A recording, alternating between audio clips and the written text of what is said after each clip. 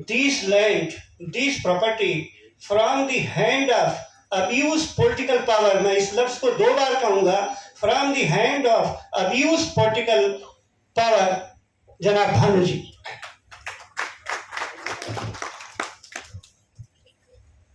बहुत बहुत शुक्रिया। जय भीम, आदाब। साथियों, जो प्यार जो सम्मान आपने दिया उसका दिल से शुक्रिया। हम लोग अभी थोड़ी देर पहले रामलीला मैदान में जो एक प्रोग्राम चल रहा है उसमें थे। वहीं महमूद भाई से बात हुई तो उन्होंने बताया कि ऐवान गालिब में ये प्रोग्राम, मैं वहां पे एक बात कह के आया था साथियों। मुझे लगता है कि यहां वो बात कहना बिल्कुल वाजिब है। लोग इधर उधर की बातें करते हैं, मैं समझता हूं उनको कोई अर्थ नहीं है। अगर हम सीधी सीधी बात मुद्दे की करें वही बेहतर रहेगा। आज की तारीख में जो देश में सरकार है, केंद्र सरकार,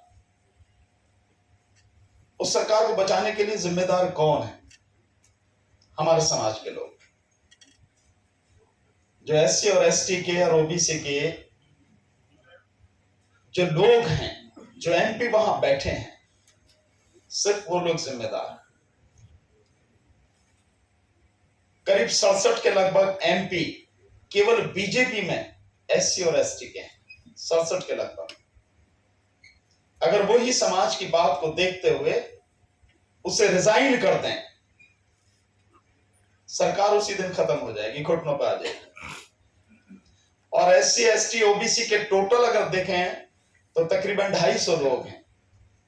उनकी आंखों के सामने उसके समाज को पूरी तरह से तबाह किया जा रहा है, लेकिन वो सब लोग एक गुलाम की तरह उस हुकूमत का साथ दे रहे हैं जो हम सबको तबाह कर देना चाहती है।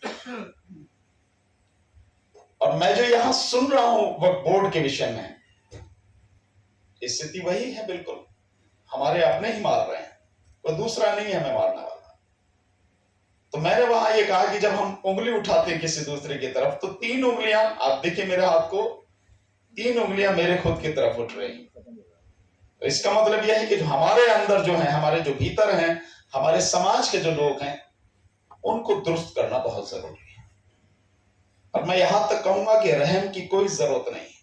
बेशक अपना भाई हो, अपना कितना ही सगा हो, जो समाज का नहीं वो हमारा नहीं, कोई रहम होना नहीं चाहिए। और मैं समझता हूं अगर ये काम भी हम कर लें तो बहुत अच्छा होगा। मैंने वहां भी यही बात कही थी कि ये जितने भी 131 एमपी एससी और एसटी के हैं और बाकी ओबीसी के हैं, तकरीबन 250 के लगभग हैं, इनका इंतजाम करना भी बहुत जरूरी है। क्योंकि सरकार को बनाए रखने वाले ये हैं।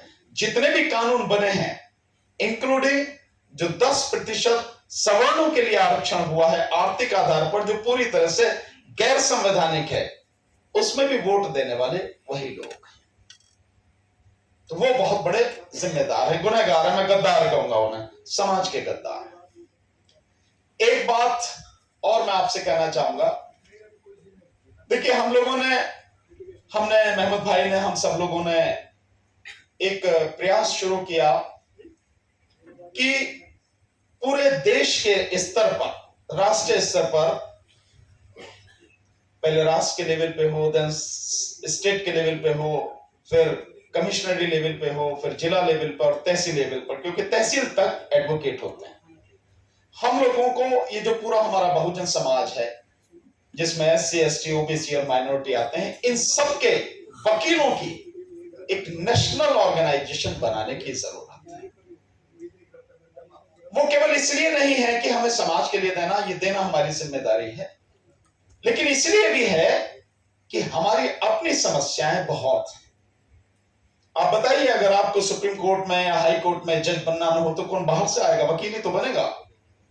लेकिन है क्या, आप हालत देख रहे हैं। अभी बात चलती है कोलिजियम पर कि कोलिजियम को खत्म करने की बात हो रही है, खत्म करने की। चलो नहीं खत्म करते, लेकिन क्या कोलिजियम बताएगी कितनी ईमानदारी से उसने समाज के लोगों को प्रतिनिधित्व दिया है? कहीं दिया है क्या? फिर के उसी परिवार के जो लोग हैं, चंद परिवार जो हैं, उन्हीं में से लोग आते हैं, उन्हीं में से लोगों को बनाया जाता है। तो ईमानदार कौन है भाई? तो ये जो सारी चीजें हैं, इन सब चीजों को देखते हुए, इसके अलावा हाई कोर्ट के जज बनने हो। मैं यूपी का हाल बताता हूं, आप सुन के हैरान हो जाएंगे। यूपी में सन 2000 से, अब से 22 साल पहले की बात कर रहा हूं, सन 2000 से लेके अब तक शेड्यूल कास्ट में से मात्र 2 लड़कियों का सिलेक्शन हुआ है एडीजे में, बाकी कुछ नहीं। और वो भी 2018 में, बाकी सारी सीटें खाली पड़ी हैं। मालूम है किसी को? अगर हम इसके लिए लड़ेंगे तो कौन लड़ेगा? वकील ही लड़ेंगे। बार काउंसिल की बात जो हो रही है, बार काउंसिल में पहुंचना है तो कौन लड़ेगा? वकील ही लड़ेंगे। सो ऐसी बहुत सी लड़ाई है हमारी अपनी। कोई गवर्नमेंट बन जाती है, कहीं भी जो पैनल पे एडवोकेट होते हैं, जो सरकार होती है अपने हिसाब से करती है, तो हमारी अपनी भी समस्याएं हैं। इसके अलावा हमारी एक जिम्मेदारी है अपने समाज के प्रति, जिसे निभाना हमारी जिम्मेदारी है, ये हमारा धर्म है, फर्ज है हमारा। और आप यकीन मानिए, मैं इस बात को पूरे विश्वास के साथ कह सकता हूं, अपना अनुभव भी है और वैसे भी, कि अगर वकील समाज का नेतृत्व करेंगे तो जो समाज के अंदर डर है ना, वो डर बिल्कुल निकल जाएगा। और जिस दिन समाज के बीच से डर निकल गया, आप समझ लीजिए आपकी लड़ाई आपने जीत ली। ये बहुत जरूरी है। कानूनी पेचीदगियां वो हम जानते हैं, आम आदमी को क्या पता है? इवन बेशक कोई पढ़ा लिखा हो, उसे भी क्या पता है? निश्चित रूप से वकील जानता है। संविधान की धज्जियां कैसे उड़ा रहे हैं, सरकार ने कानून बना के कैसे, जैसे किसान का जो कृषि कानून बनाए थे, तो संविधान को पूरी तरह से खत्म करके बनाए। जो विषय ही तुम्हारा नहीं है, राज्य का विषय है, उसको कानून बनाना था। संविधान ने उसकी जो मतलब ताकत छीन के अपना बना, उसे सरकार ने उसकी ताकत छीन के अपना बना। लेकिन सरकार ने, कौन बताएगा इसको, कौन समझेगा? और फिर इसके बाद उस कानून में भी और भी जो कानून बने, उनमें एक बड़ी क्लॉज अब 2 जोड़ दी जाती हैं, 2 क्लॉज जोड़ दी जाते हैं। एक कि इनको न्यायपालिका में ले जाने का किसी को हक नहीं है, अदालत में नहीं आप उसको चैलेंज कर सकते। और दूसरे, वो जो कुछ भी कर रहे हैं उनके खिलाफ कोई कार्रवाई किसी भी तरह की होगी नहीं। मतलब एक व्यक्ति आपकी गर्दन काट दे रहा है और आप कह रहे गुड फेथ में काटी है। अबे गर्दन काटना काहे के गुड फेथ है? लठ लेके सीधा करो ना उसको। सो ये जो सारी चीजें हैं कि अदालत को उन सब चीजों से बाहर किया जा रहा है, इसका मतलब साफ है कि आपके मन में जो आए वो आप करते चले जाओ, कोई आपको रोकने वाला नहीं है। कहीं कानून ऐसा होता है? किसी भी जगह हो, ये तो यहां पे तो खैर लोकतंत्र है, लेकिन कहीं भी हो, किसी का तो आप हस्तक्षेप रखेंगे। किसको तो ऐसा होगा कि जो मैंने काम किया है वो सही है या गलत है, उसकी जांच पड़ताल करने वाला। लेकिन अदालत को बाहर रखा जा रहा है। ये जो सारी चीजें हैं, और जिस तरह से आपने CNRC का देखा, सरकार कहती थी कि धार्मिक रूप से इनके खिलाफ अन्याय हो रहा है, लेकिन जो कानून उसने बनाया, जो ऑर्डिनेंस पास किया, उसमें ये बात ही नहीं थी कहीं भी। ये सारी चीजें कौन बताएगा? हम बताएंगे। ये हमारी जिम्मेदारी है।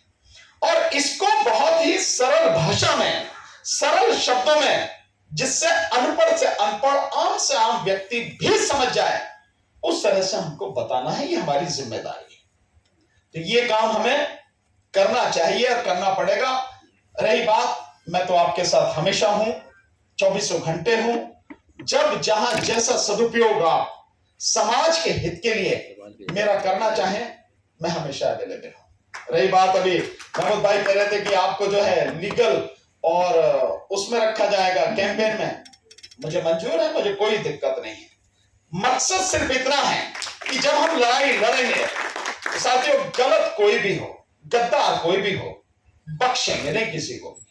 कोई ये नहीं कहेगा कि ये मेरा भाई है, मेरा चाचा है, ताऊ होगा। भाई, समाज की बात समाज के यहां ईमानदारी से करो, इतना ही है। और हमेशा लड़ेंगे, साथ रहेंगे, और डर की तो कोई बात ही नहीं, जो सब कह रहे हैं। हालांकि मैं जो शेर से खत्म करते हैं या शुरुआत करते हैं, मैं सोच रहा इतने सारे शेर सुन ले, मुझे तो याद भी नहीं है कैसे करूंगा शुरुआत। पर पता नहीं एक शेर मुझे याद आ गया, मेरा नहीं है, किसी का लिखा हुआ है शेर, बढ़िया मैं सुना देता हूं। इस सदी में तेरे होठों पे मसरत की गिरह, आप सबको कह रहा हूं मैं, जैसे हालात हैं देश के, इन हालात में भी अगर हम हंस सकते हैं तो शायर कहता है कि इस सदी में तेरे होठों पे मसरत की गिरह, हंसने वाले तेरा पत्थर का कलेजा होगा। आधा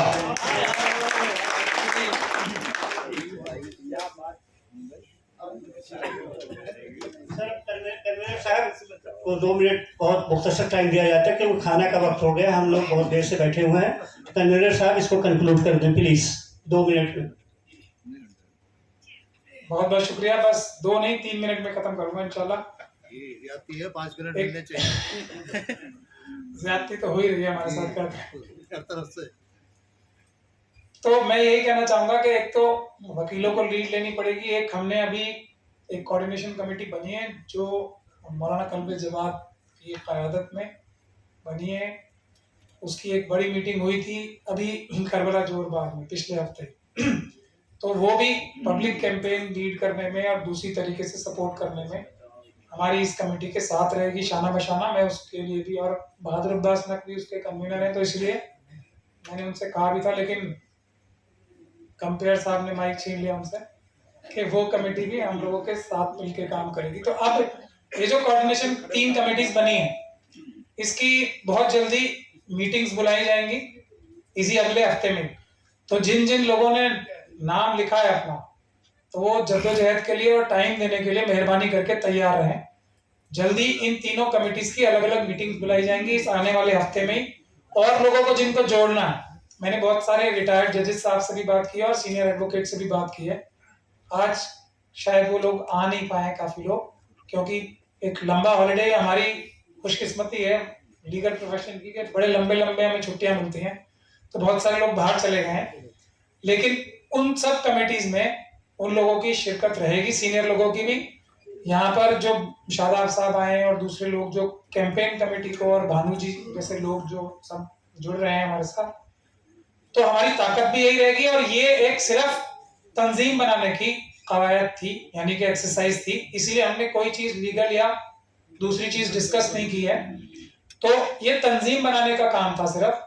और ये जो तंजीम बनेगी वो सिर्फ वक्फ प्रॉपर्टीज इन 123 वक्फ प्रॉपर्टीज के लिए नहीं, सारी वक्फ प्रॉपर्टीज के लिए, और जो दूसरे मसाइल हैं जैसे schedule caste schedule tribe community के, दूसरी माइनॉरिटीज के, ओबीसी के लिए, उसको भी ये जब धीरे धीरे एक्सपैंड होगा काम, तो उनके इश्यूज पे भी हम सब लोगों को शाना बशाना रहना पड़ेगा। जैसे आज मुस्लिम कम्युनिटी के इशू में दूसरे दीगर लोग आए हैं, तो इसको हमें रिटर्न फेवर करना पड़ेगा, बल्कि एक साथ मिलकर काम करने पड़ेंगे, तो हमारा काम बहुत आसान हो जाएगा सबका। तो इसके लिए मैं जल्दी ही मीटिंग्स बुलाएंगे इंशाल्लाह जल्दी। आप सभी लोगों को तैयार रहना चाहिए, टाइम देना पड़ेगा, और इससे कोई बचने का रास्ता तलाश ना किया जाए, यही मेरी गुजारिश रहेगी। नहीं तो हम बहुत पछताएंगे सभी कामों। बस इन्हीं लफ्जों के साथ मैं शुक्रिया अदा करना चाहता था सभी लोगों का, और तनवीर साहिबा से गुजारिश करूंगा कि वोट ऑफ थैंक्स पेश करें। अस्सलाम वालेकुम सभी को। बहुत बहुत शुक्रिया सभी सीनियर्स का, मेरे फ्रेंड्स का, मेरे साथियों का कि आप अपने इतने बिजी शेड्यूल में से वक्त निकाल के यहाँ आए। और इसी उम्मीद के साथ इस मीटिंग को खत्म करते हैं कि जब नेक्स्ट टाइम ये मीटिंग होगी, जो कोऑर्डिनेशन कमेटी की, जिसके लिए भी 30 लोगों के नाम आए और वो डिस्ट्रीब्यूट कर दी जाएंगे, मैसेज उन्हें कन्वे कर दिया जाएगा कि कौन किस कमेटी में है। तो जल्दी से, जितनी स्ट्रेंथ आज कम आई है, आज 100 लोगों के आसपास है, तो इसी उम्मीद के साथ कि नेक्स्ट टाइम जब हमारे फ्रेंड्स आएंगे, हमारे सीनियर्स आएंगे, तो ये संख्या तिगनी हो जाएगी। इसी के साथ डिनर रेडी है आप सभी के लिए। बहुत बहुत शुक्रिया। नेक्स्ट टाइम मुलाकात होती है नेक्स्ट कॉन्फ्रेंस में।